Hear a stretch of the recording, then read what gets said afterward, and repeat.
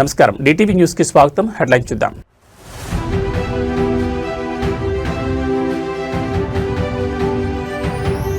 తిరుమలలో కలకలం, శ్రీవారి క్యూ లైన్లో భక్తురాల్ని కాటేసిన పాము.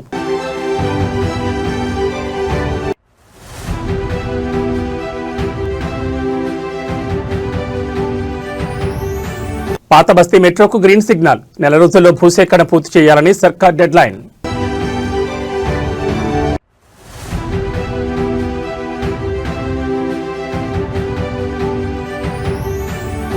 అక్షరాలు అంగడి సరుకయ్యాయి. యూపీలో ప్రభుత్వ నోటు పుస్తకాలు కిలో 4 రూపాయలకే విక్రయం.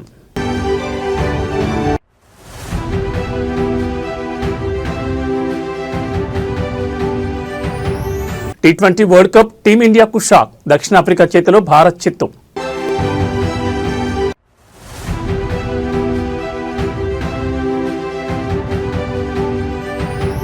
తెలుగు రాష్ట్రాలపై అల్పపీడన పంజా, ఏపీలో భారీ వర్షాలు, తెలంగాణలో వణికిస్తున్న చలి. ఇక వివరాలు చూస్తే తిరుమలలో భక్తులు ఒక్కసారిగా ఒలిక్కిపడ్డారు. శ్రీవారి దర్శనం కోసం వేచి చూస్తున్న క్యూ లైన్లలో ఊహించని సంఘటన చోటు చేసుకుంది. గోవింద నామస్మరణతో మారుమోగే క్యూ లైన్లలో ఒక్కసారిగా భయాందోళన నెలకొంది. ఒక భక్తురాన్ని పాము కాటేయడం ఇప్పుడు తిరుమలలో కలకలం రేపుతోంది. దీనికి సంబంధించిన పూర్తి వివరాలు చూస్తే 300 రూపాయల ప్రత్యేక ప్రవేశ దర్శనం క్యూ లైన్లో పాము ప్రత్యక్షమైంది. తెలంగాణకు చెందిన మౌనిక అనే భక్తురాలు క్యూ లైన్లో ముందుకు కదులుతున్న సమయంలో ఒక్కసారిగా పాము మౌనిక కాలుపై కాటేసింది. ఊహించని ఈ పరిణామంతో తోటి భక్తులు తీవ్ర భయాందోళనకు గురయ్యారు. అప్రమత్తమైన టీటీడీ సిబ్బంది వెంటనే మౌనికను తిరుమలలోని అశ్విని ఆసుపత్రికి తరలించి ప్రాథమిక చికిత్స అందించారు. పరిస్థితి దృష్ట్యా ఆమెను మెరుగైన చికిత్స కోసం తిరుపతిలోని స్విమ్స్ లేదా రుయా ఆసుపత్రికి తరలించినట్లు సమాచారం. సాధారణంగా తిరుమల కొండ శేషాచలం అడవుల మధ్య ఉంటుంది కాబట్టి అప్పుడప్పుడు వన్యప్రాణులు సంచరిస్తూ ఉంటాయి. కానీ అత్యంత రద్దీగా ఉండే 300 రూపాయల క్యూ లైన్లోకి పాము రావడం ఇప్పుడు చర్చనీయాంశంగా మారింది. అసలు క్యూ లైన్ల నిర్వహణలో భద్రతా లోపాలున్నాయా, పారిశుద్ధ్య పనులు సరిగ్గా జరగడం లేదా అనే ప్రశ్నలు భక్తుల నుంచి వినిపిస్తున్నాయి. ఏది ఏమైనా పుణ్యక్షేత్రానికి వచ్చి ఇలాంటి ప్రమాదానికి గురవడం భక్తులను ఆవేదనకు గురిచేస్తోంది. టీటీడీ ఎక్కడైనా క్యూ లైన్ల వద్ద పారిశుద్ధ్యం మరియు భద్రతను మరింత కఠినతరం చేయాలని భక్తులు కోరుతున్నారు.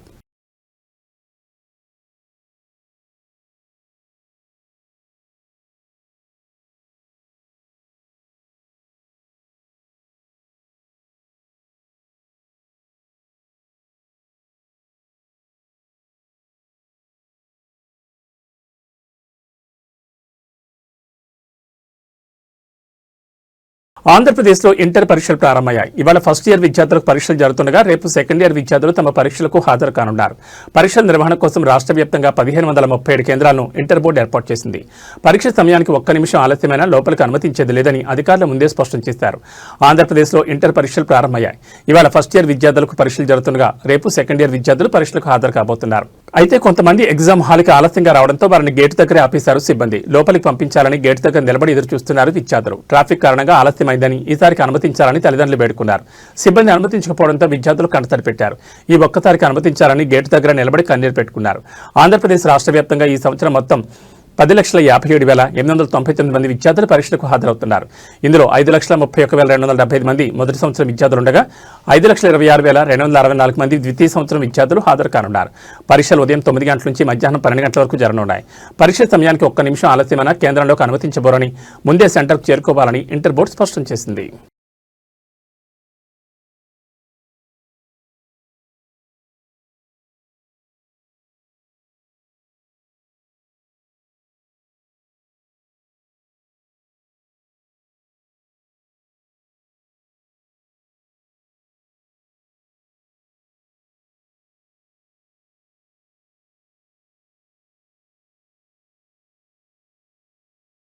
ఏపీ శాసనమండలి వేదికగా రాజకీయ రచ్చ మొదలైంది. ఇందాపూర్ హెరిటేజ్ అంశంపై అధికార ప్రతిపక్షాల మధ్య మాటల యుద్ధం కాస్త తీవ్ర ఉద్రిక్తతకు దారితీసింది.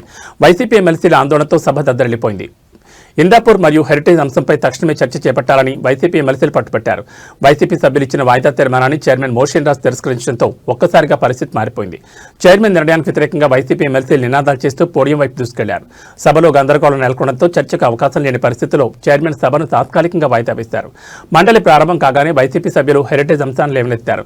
ప్రభుత్వ తీరును నిరసిస్తూ ప్లకార్డులతో నిరసన తెలిపారు. చర్చకు పట్టుబట్టినప్పటికీ రూల్స్ ప్రకారం వాయిదా తీర్మానం అనుమతించలేమని చైర్మన్ స్పష్టం చేశారు. దీంతో ఆగ్రహించిన వైసీపీ సభ్యులు సభా కార్యకలాపాలను అడ్డుకున్నారు. మరోవైపు అధికార పక్షం కూడా వైసీపీ తీరును తప్పుపడుతోంది.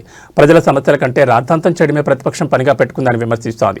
అటు వైసీపీ మాత్రం ప్రభుత్వం చర్చకు భయపడుతోందని, వాస్తవాలు బయటకు వస్తాయనే కారణంతోనే చర్చను అడ్డుకుంటోందని ఆరోపిస్తోంది.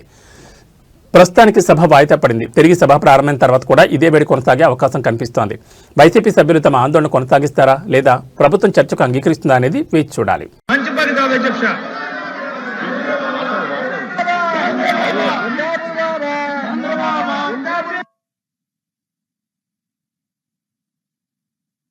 ఆర్డర్లో పెట్టమని కోరుకుంటున్నాం అధ్యక్ష.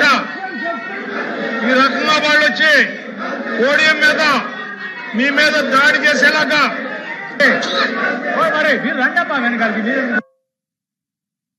ఆర్డర్లో పెట్టవలసిందిగా కోరుతా ఉన్నాం అధ్యక్ష. ఇది మంచి సంప్రదాయం కాదు అధ్యక్ష. భాగ్యనగర వాసులకు ముఖ్యంగా పాత బస్తీ ప్రజలకు ఒక బిగ్ అప్డేట్. ఎన్నో ఏళ్లుగా కాగితాలకే పరిమితమైన పాత బస్తీ మెట్రో లైన్ ఇప్పుడు పట్టాలెక్కేందుకు సిద్ధమవుతోంది. మెట్రో 2వ విడత పనుల్లో భాగంగా ప్రభుత్వం అత్యంత కీలకమైన అడుగు వేసింది. పాత బస్తీ మెట్రో భూసేకరణ ప్రక్రియను కేవలం నెల రోజుల్లోనే పూర్తి చేయాలని ప్రభుత్వం అధికారులను ఆదేశించింది. ఎంజీబీఎస్ నుంచి ఫలక్నుమా వరకు సాగే ఈ 5.5 కిలోమీటర్ల లైన్పై ఉన్న అడ్డంకులన్నీ తొలగిపోనున్నాయి. ఎట్టి పరిస్థితుల్లోనూ పనులు ఆలస్యం కాకూడదని, బాధితులకు నష్టపరిహారం చెల్లింపులో పారదర్శకత ఉండాలని స్పష్టం చేసింది. ఈ ప్రాజెక్టు పూర్తయితే పాత బస్తీ నుంచి నగరంలోని ఇతర ప్రాంతాలకు రవాణా కష్టాలు తీరనున్నాయి. హైదరాబాద్ మెట్రో ఫేజ్ 2లో భాగంగా పాత బస్తీ లైన్ నిర్మాణం ఇప్పుడు టాప్ ప్రయారిటీగా మారింది. గతంలో అనేక సాంకేతిక మరియు భూసేకరణ ఇబ్బందుల వల్ల ఈ ప్రాజెక్టు నిలిచిపోయింది. కానీ ఇప్పుడు ప్రభుత్వం యుద్ధ ప్రాతిపదికన పనులు పూర్తి చేయాలని నిర్ణయించింది. ముఖ్యంగా దారిలో ఉన్న మతపరమైన కట్టడాలు, వారసత్వ కట్టడాలకు నష్టం కలగకుండా డిజైన్లలో మార్పులు చేసిన సంగతి తెలిసిందే. ఇప్పుడు భూసేకరణకు సంబంధించి 1 మంత్ డెడ్ లైన్ విధించడంతో ఇక జేసీబీలు రంగంలోకి దిగడమే తరువాయని తెలుస్తోంది. నెల రోజుల్లో భూసేకరణ పూర్తయితే వచ్చే కొన్ని నెలల్లోనే పిల్లర్ల నిర్మాణం ప్రారంభమయ్యే అవకాశం ఉంది. పాత బస్తీ మెట్రో అందుబాటులోకి వస్తే చార్మినార్, సాలార్జంగ్ మ్యూజియం వంటి పర్యాటక ప్రాంతాలకు వెళ్లే భక్తులు, పర్యాటకులకు ట్రాఫిక్ తిప్పలు తప్పుతాయి.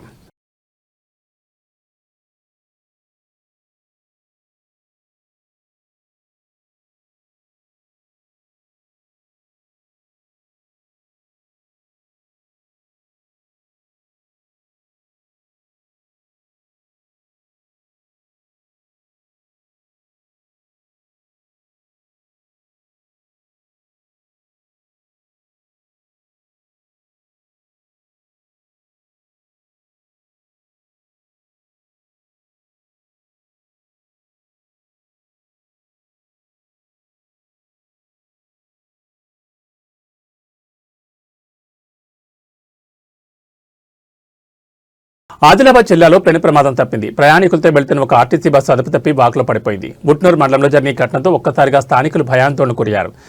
ఉట్నూరు మండలం షాంపూర్ బ్రిడ్జ్ వద్ద వాగులో బోల్తాపడిన ఆర్టీసీ బస్సు బ్రిడ్జిపై వెళ్తున్న క్రమంలో ఒక్కసారిగా అదుపు తప్పి వాగులోకి దూసుకెళ్లిన వాహనం బస్సులోని పలువురు ప్రయాణికులకు తీవ్ర గాయాలయ్యాయి. వెంటనే వారిని చికిత్స నిమిత్తం సమీప ఆసుపత్రికి తరలించారు. సమాచారం అందిన వెంటనే ఘటనా స్థలానికి చేరుకున్న పోలీసులు మరియు రెవెన్యూ అధికారులు స్థానికుల సహాయంతో రెస్క్యూ ఆపరేషన్ ప్రారంభించారు. ఆదిలాబాద్ జిల్లా ఉట్నూరు పరిధిలో ఈ విషాద ఘటన చోటు చేసుకుంది.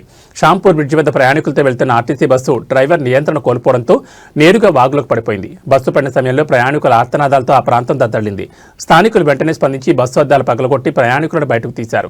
గాయపడిన వారిని ఉట్నూరు ప్రభుత్వ ఆసుపత్రికి తరలించారు. వీరిలో కొందరి పరిస్థితి విషమంగా ఉన్నట్లు తెలుస్తోంది. అధికారులు క్రేన్ల సహాయంతో బస్సును బయటకు తీసే ప్రయత్నం చేస్తున్నారు. ప్రస్తుతం సహాయక చర్యలు ముమ్మరంగా సాగుతున్నాయి. ప్రమాద సమయంలో బస్సులో ఎంతమంది ఉన్నారు, డ్రైవర్ అజాగ్రత్తే కారణమా లేక సాంకేతిక లోపమా అన్న కోణంలో పోలీసులు దర్యాప్తు చేస్తున్నారు.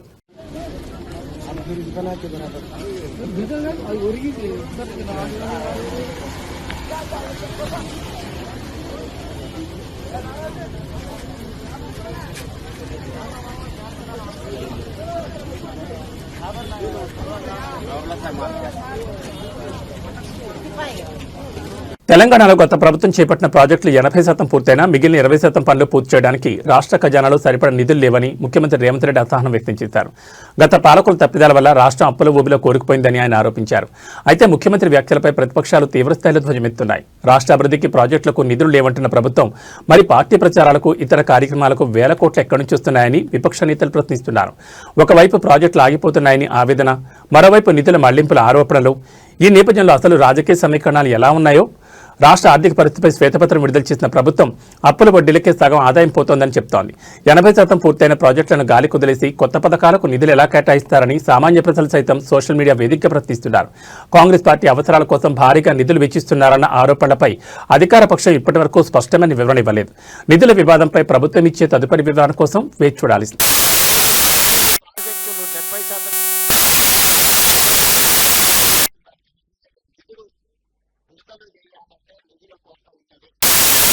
ఉత్తరప్రదేశ్ రాష్ట్రం పారిశ్రామికంగా మరో ముందడుగు వేస్తోంది. ముఖ్యంగా యువతకు అంతర్జాతీయ స్థాయి నైపుణ్య శిక్షణ అందించే లక్ష్యంతో సింగపూర్లోని ప్రతిష్టాత్మక సంస్థలతో యూపీ ప్రతినిధి బృందం కీలక చర్చలు జరిపింది. నైపుణ్య భారత్, నైపుణ్య యూపీ దిశగా అడుగులు పడుతున్నాయి. సింగపూర్లోని ఐటీఈ ప్రధాన కార్యాలయం మరియు ఐటీఈ కాలేజ్ సెంటర్లను సందర్శించిన యూపీ బృందం ఏవియేషన్, లాజిస్టిక్స్, అడ్వాన్స్డ్ మ్యానుఫ్యాక్చరింగ్ మరియు డేటా సెంటర్ ఆపరేషన్లలో శిక్షణపై చర్చలు, ప్రతి జిల్లాలో స్థాపించబోతున్న Sardar Vallabhbhai Patel employment and industrial జోన్ల గురించి వివరణ, సింగపూర్ ఐటీఈ ఎడ్యుకేషన్ సర్వీసెస్ భాగస్వామ్యంతో యూపీ యువతకు అంతర్జాతీయ ప్రమాణాలతో కూడిన వృత్తి విద్యా కోర్సులు, ఉత్తరప్రదేశ్ను గ్లోబల్ మ్యానుఫ్యాక్చరింగ్ హబ్గా మార్చే వ్యూహంలో భాగంగా సింగపూర్ పర్యటనలో ఉన్న అధికారులు ఐటీఈఎస్ టీంతో సుదీర్ఘంగా చర్చించారు. మారుతున్న టెక్నాలజీకి అనుగుణంగా డేటా సెంటర్లు, లాజిస్టిక్స్ రంగంలో నిపుణులైన శ్రామిక శక్తిని ఎలా తయారు చేయాలో చర్చించారు. ముఖ్యంగా ఉత్తరప్రదేశ్ ప్రభుత్వం ప్రతిష్టాత్మకంగా చేపట్టబోతున్న సర్దార్ వల్లభాయ్ పటేల్ ఎంప్లాయ్మెంట్ జోన్ల ద్వారా లక్షలాది మందికి ఉపాధి కల్పించడమే లక్ష్యంగా పెట్టుకుంది. ఈ జోన్లలో నైపుణ్య శిక్షణ మరియు కెపాసిటీ బిల్డింగ్ కోసం సింగపూర్ యొక్క సాంకేతిక సహకారం తీసుకోవాలని యూపీ ప్రభుత్వం నిర్ణయించింది.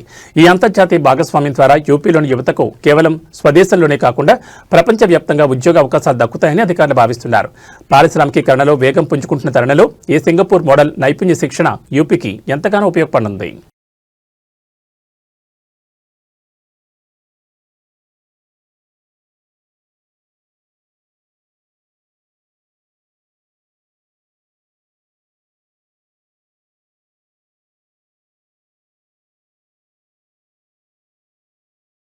నెల్లూరు జిల్లాలో పెను ప్రమాదం తప్పింది. కోవూరు వారధి సెంటర్ సమీపంలోని ముంబై జాతీయ రహదారిపై ఒక సిమెంట్ లారీ బీభత్సం సృష్టించింది. అదుపు తప్పిన భారీ లారీ డివైడర్ను వేగంగా ఢీకొట్టి అవతల వైపు ఉన్న జనావాసాల్లోకి దూసుకెళ్లింది. నెల్లూరు జిల్లా కోవూరు వారధి సెంటర్ ముంబై నేషనల్ హైవే అతివేగంగా వస్తున్న సిమెంట్ లారీ ఒక్కసారిగా నియంత్రణ కోల్పోయింది. డివైడర్ను దాటుకుని రోడ్డు పక్కనే ఉన్న ఒక ఇంట్లోకి దూసుకుపోవడంతో అక్కడి ప్రజలు భయాందోళనకు గురయ్యారు. అదృష్టవశాత్తు ఆ సమయంలో ఇంట్లో ఉన్నవారు ప్రాణాపాయం నుంచి త్రుట్లో తప్పించుకున్నారు. అయితే ఇంటి గోడలు పూర్తిగా ధ్వంసమయ్యాయి. లారీ డ్రైవర్ స్వల్ప గాయాలతో బయటపడ్డారు. కోవూరు ఘటనపై స్థానికులు తీవ్ర ఆగ్రహం వ్యక్తం చేస్తున్నారు. జాతీయ రహదారిపై వాహనాల వేగాన్ని నియంత్రించే చర్యలు లేకపోవడమే ఇలాంటి ప్రమాదాలకు కారణమని ఆవేదన చెందుతున్నారు. భారీ వాహనాలు జనావాసాల మధ్య ఉన్న రోడ్లపై కూడా అతివేగంతో వెళ్తున్నాయి. పోలీసులు పెట్రోలింగ్ పెంచాలని డిమాండ్ చేస్తున్నారు. ప్రమాదం జరిగిన వెంటనే పోలీసులు అక్కడికి చేరుకుని క్రేన్ సహాయంతో లారీని తొలగించే ప్రయత్నం చేస్తున్నారు. ట్రాఫిక్ అంతరాయం కలగకుండా చర్యలు తీసుకుంటున్నారు.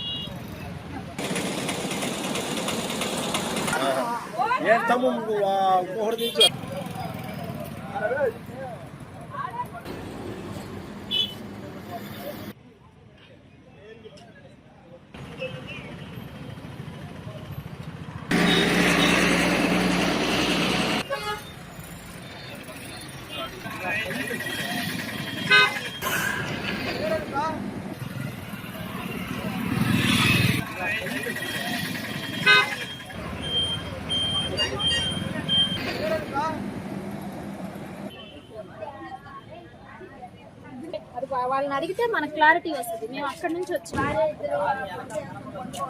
1 గంటప్పుడు మేము లేచినాము. ఏంటి దబ్బని సౌండ్ వచ్చింది. ముందు మామూలుగా అప్పుడప్పుడు పంచులు అవుతా ఉంటాయి ఈ లారీలు వెనక. సరేలే పంచులు అయిందిలే అని అనుకున్నాము. మా ఇంటి పక్కన ఒక అబ్బాయి వచ్చి మామ మీ ఇల్లెక్కేసింది లారీ అనలేకే మా ఆయన పరిగెత్తుకుంటా వచ్చాడన్న. పరిగెత్తుకుంటా వచ్చే లోపలికి ఆ లారీ ఇంటి మీద నుంచి దోసుకొని వచ్చేస్తుంది. కింద వాళ్ళిద్దరు ఉండిపోయి ఉన్నారు, మా పెదబాబు పెదమ్మ.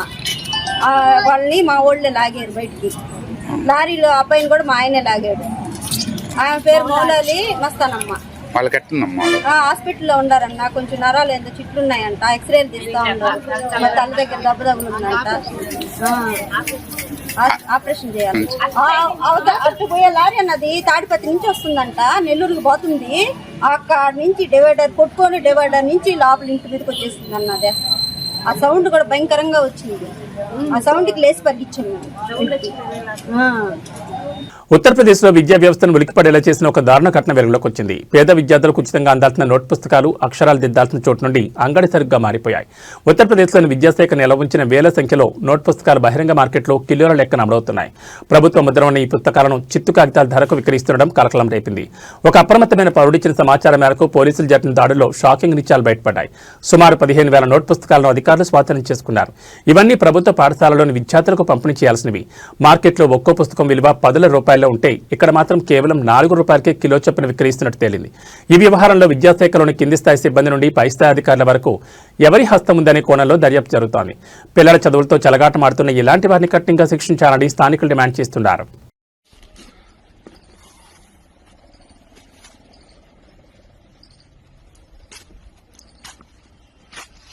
सरकारी किताबों से लदा हुआ बंडल, ये देखिए कौन सी किताबें ये भी आपको दिखाते हैं। समग्र शिक्षा कक्षा 4 के लिए कला की पाठ्य पुस्तक,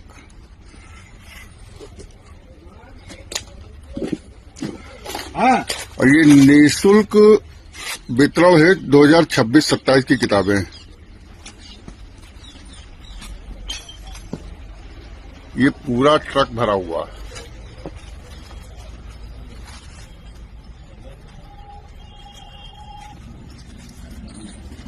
ये देखिए यहाँ कबाड़ की दुकान है, कबाड़ की दुकान पे ये किताबें आई हैं।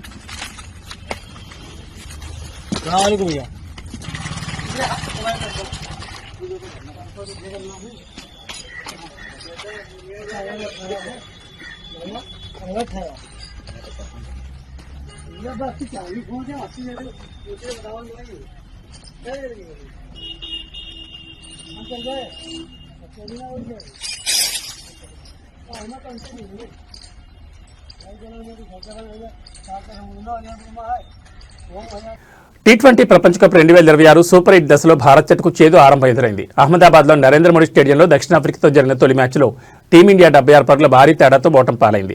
188 పరుగుల భారీ లక్ష్యంతో బరిలో దిగిన భారత్ ప్రత్యర్థి బౌలర్ల ధాటికి 18.5 ఓవర్లలో 111 పరుగులకే కుప్పకూలింది. లక్ష్య ఛేదనలో భారత్ బ్యాటింగ్ ఆర్డర్ పేకమేళ్లా కూలిపోయింది. ముఖ్యంగా పవర్ ప్లేలో ఇషాన్ కిషన్, తిలక్ వర్మ, అభిషేక్ శర్మ వంటి కీలక బ్యాటర్లు పెవిలియన్ చేరడం జట్టును తీవ్రంగా దెబ్బతీసింది. మ్యాచ్ అనంతరం ఓటంపై కెప్టెన్ సూర్యకుమార్ యాదవ్ స్పందించాడు. బ్యాటింగ్ వైఫల్యాన్ని ఓటమికి ప్రధాన కారణంగా పేర్కొన్నాడు. భారీ లక్ష్య ఛేదనలో పవర్ ప్లేలోని మ్యాచ్ గెలవలేం, కానీ వికెట్లు కోల్పోతే అక్కడే ఓడిపోతాం. మా విషయంలో అదే జరిగిందని ఆయన విశ్లేషించాడు. అయితే బౌలింగ్లో జస్ప్రీత్ బుమ్రా, హర్షదీప్ సింగ్ అద్భుతంగా రాణించి 5 వికెట్లు పడగొట్టారని ప్రశంసించాడు. ఈ ఓటమి నుంచి పాఠాలు నేర్చుకుని పుంజుకుంటున్నామని సూర్య ధీమా వ్యక్తం చేశాడు. చెన్నైలో జింబాబ్వేతో జరగనున్న తదుపరి మ్యాచ్లో తమ దూకుడైన ఆట తీరును కొనసాగిస్తామని స్పష్టం చేశాడు. తాజా ఓటమితో భారత్ నెట్ రన్ రేట్ భారీగా పడిపోయింది. దీంతో సెమీఫైనల్లో ఆశలు సజీవంగా ఉండాలంటే తదుపరి మ్యాచ్లో జింబాబ్వేపై భారీ తేడాతో గెలవడం అత్యంత కీలకంగా మారింది.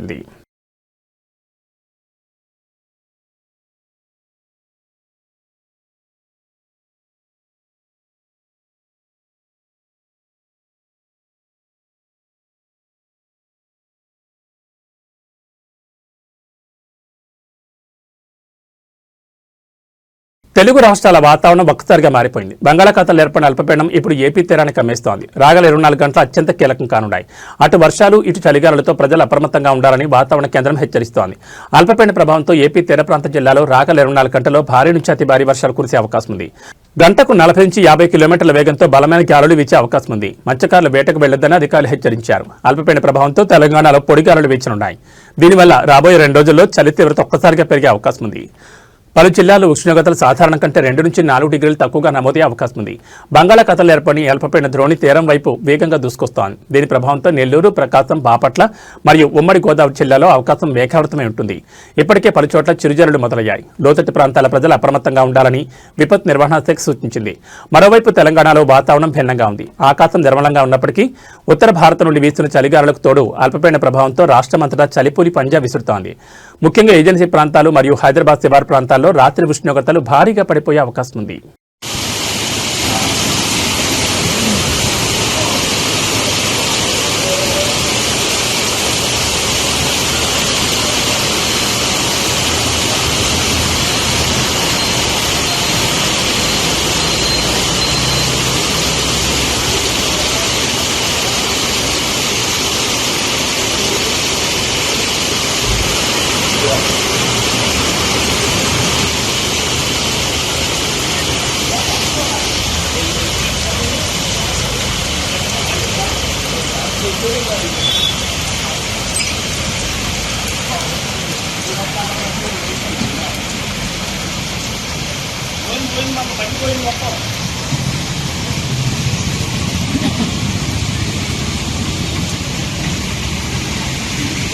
అనకాపల్లి జిల్లా నర్సీపట్నం మండలంలోని నీలంపేట గ్రామంలో ఆదివారం స్వర్గీయ నందమూరి తారక రామారావు విగ్రహావిష్కరణ మహోత్సవం అత్యంత వైభవంగా జరిగింది. ఈ కార్యక్రమానికి ముఖ్య అతిథిగా విచ్చేసిన ఆంధ్రప్రదేశ్ రాష్ట్ర శాసనసభ స్పీకర్ చింతకాయల అయ్యన్న పాత్రుడు ఎన్టీఆర్ విగ్రహాన్ని ఆవిష్కరించారు. గ్రామానికి చేరుకున్న స్పీకర్కి గ్రామ మహిళలు హారతులతో, యువత బాణాసంచా మోతలతో ఘనంగా స్వాగతం పలికారు. ఈ సందర్భంగా ఏర్పాటు చేసిన సభలో అయ్యన్న పాత్రుడు మాట్లాడుతూ తనకు జన్మనిచ్చిన తల్లిదండ్రుల తర్వాత రాజకీయ జీవితాన్ని ప్రసాదించిన మహనీయుడు నందమూరి తారక రామారావుని భావోద్వేగంతో గుర్తు చేసుకున్నారు. కేవలం 25 ఏళ్ల వయసులోనే తనను పిలిపించి ఎమ్మెల్యే టికెట్ ఇచ్చి అతి చిన్న వయసులోనే మంత్రిగా అవకాశం కల్పించిన ఘనత ఎన్టీఆర్దేనని కొనియాడారు. కేజీ బియ్యం ₹2 పథకం, ఆడబిడ్డలకు ఆస్తిలో సమాన హక్కు, రాజకీయాల్లో మహిళలకు 33% రిజర్వేషన్ వంటి విప్లవాత్మక నిర్ణయాలు తీసుకున్న ఏకైక నాయకుడు ఎన్టీఆర్ అని ఆయన స్మరించుకున్నారు. తిరుపతిలో పద్మావతి మహిళా యూనివర్సిటీ స్థాపన ద్వారా మహిళా విద్యకు ఆయన పెద్దపీట వేస్తారని తెలిపారు. అనంతరం గ్రామ అభివృద్ధిపై స్పందిస్తూ గత ఏడాది నీలంపేట అభివృద్ధి కోసం ₹41,50,000 మంజూరు చేశానని, అందులో రోడ్ల పనులు పూర్తయ్యాయని, శ్మశాన వాటిక పనులు త్వరగా పూర్తి చేయాలని సూచించారు. అలాగే ఈ ఏడాది మరో 6 రోడ్ల నిర్మాణానికి ₹30 లక్షల కేటాయించినట్లు వెల్లడించారు. త్వరలోనే డిగ్రీ కాలేజ్ రోడ్డు నుండి గ్రామం వరకు మిగిలిన రోడ్డు పనులకు కూడా పూర్తి చేస్తామని హామీ ఇచ్చారు. ఈ కార్యక్రమంలో నర్సీపట్నం పట్టణ టీడీపీ పార్టీ అధ్యక్షులు కౌన్సిలర్ చింతకాయల రాజేష్, టీడీపీ నాయకులు Bolem Srinivas, Venkinaidu, ZPTC Ramanamma, market committee chairman Gavireddy Venkataramana, Shri Rangaswamy, Bolem Ramprasad, municipality కౌన్సిలర్లు మరియు పార్టీ శ్రేణులు భారీ సంఖ్యలో పాల్గొన్నారు. నమస్కారం అండి. మరి ఈరోజు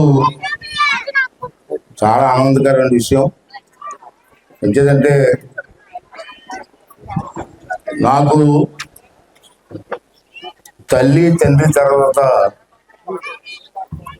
నాకు ఈ జీవితాన్ని ఇచ్చింది నందమూరి తారక రామారావు గారు.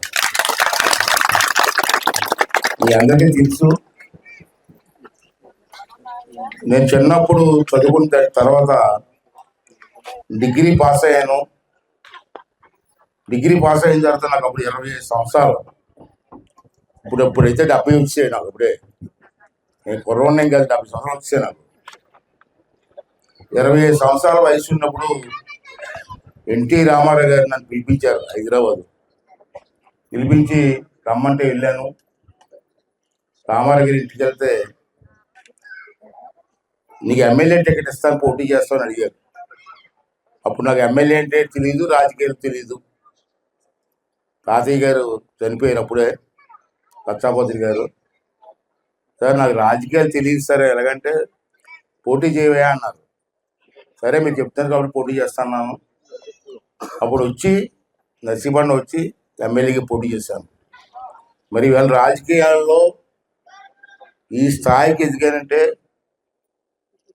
మా తాతయ్య గారు, మా నాన్నగారు, తర్వాత ఎన్టీ రామారావు గారే అని ఎప్పుడు కూడా. ఇవి బులెటిన్ విశేషాలు. నమస్కారం.